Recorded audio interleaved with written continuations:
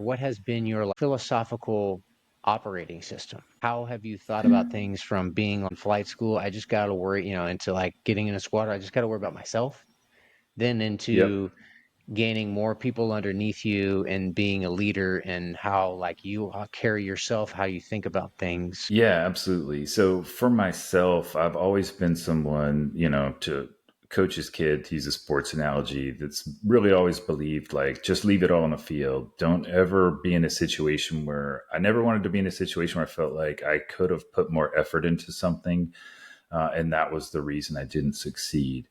Admittedly, I tend to overcorrect probably too far in the other direction. So I can be a total workaholic. I can obsess about things. I can put a lot of time and energy into things to give myself the best chance of success. But I'm doing that because I don't ever want to regret or feel like, damn, you should have put more effort into this. So that helped me succeed as a young officer because frankly, I just outworked most pretty much everybody. I mean, there were always a few other weirdos that were going as hard as I was, but I was definitely going hard.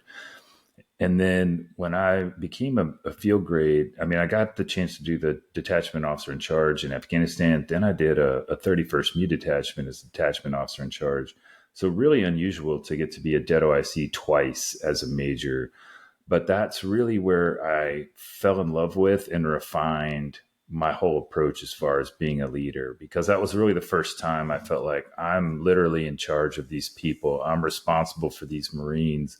And not only do I want them to be professionally successful, I want this to be a great experience. And I kind of worked through that and came really to some very basic conclusions that the key to the whole thing was really earning their trust and respect. And I felt like that responsibility was mine, not theirs. And to this day, I believe that's true of any leader. Like if you're going to lead anybody, you have to earn their trust and respect. They don't owe it to you. Titles, positions, whatever, all that gets you is what I call courtesy.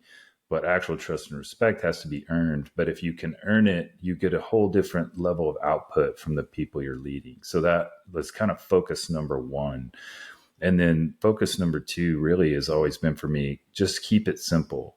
Because I feel like as human beings, our instinct is to demonstrate how intelligent we are and come up with these great ideas. And the more complex, the better. But in reality, if you're leading an organization, or at least most organizations, the people down at the end of the whip that have to execute it, they need that to be given to them in a way that's fairly straightforward and simple so that they actually can do it.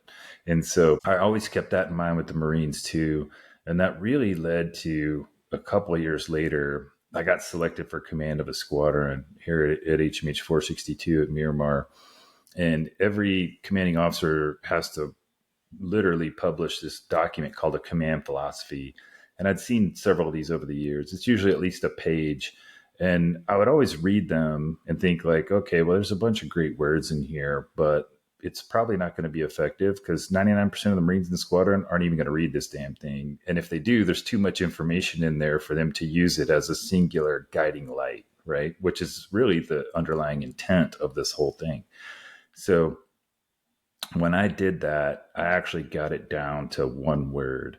And the one word was fundamentals. And the fundamentals were, we fix, we fly, we take care of ourselves and each other. Like that's it. That's the list. Like if we do those three things, we're good. And now that probably sounds like oversimplifying something very difficult or very complex, and it kind of is, but it was effective. It made it real simple for the entire squadron to know, hey, these are the three things that are important. We do those three things, then everything else kind of has a funny way of working itself out. And it did.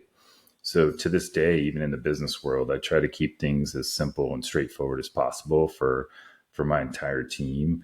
And I always just stay focused on that piece of earning trust and respect. And it clearly acknowledge that that never ends. That's something you have to start right away and then consistently do every day, consistently be yourself, consistently be engaged, consistently demonstrate that you actually care about these people, and you'll earn that trust and respect. And once you've done that, then you can actually be pretty effective. So that style, does that evolve over time? Did that come from somewhere else, like father, anywhere else, or is that all you? It was really mine. And it really came from, if I'm being honest, observing senior officers while I was growing up in the Marine Corps and taking a never ending series of notes and lessons learned on what didn't work. And so it was really this process of Yeah. elimination that I Yeah. established over the time I was a captain and a junior major, of Yeah. watching all these other people, in my opinion, struggle, and kind of going, don't do that, don't do that, don't do that. And by the time I had done that for a few years, I just whittled it down to like, okay, this just needs to be really basic. Do these couple of things well, and you got a pretty decent shot.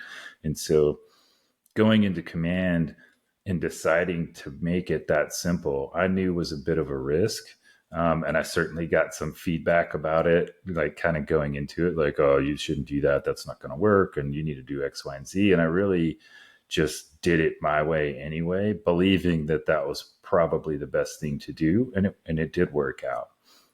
It actually worked very well. Our squadron performed well. We ended up being, the HMH Squadron of the Year for 3rd Marine Aircraft Wing that year, et cetera. So that really was sort of my personal proof of concept. Like, hey, this is an effective way to approach this.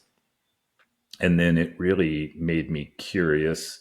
And I actually had already decided early in my command that I was going to transition out of the Marine Corps at 20 years, which would be a year after I gave up command. But that's really what spawned me to want to go into the business world and see if it also worked there.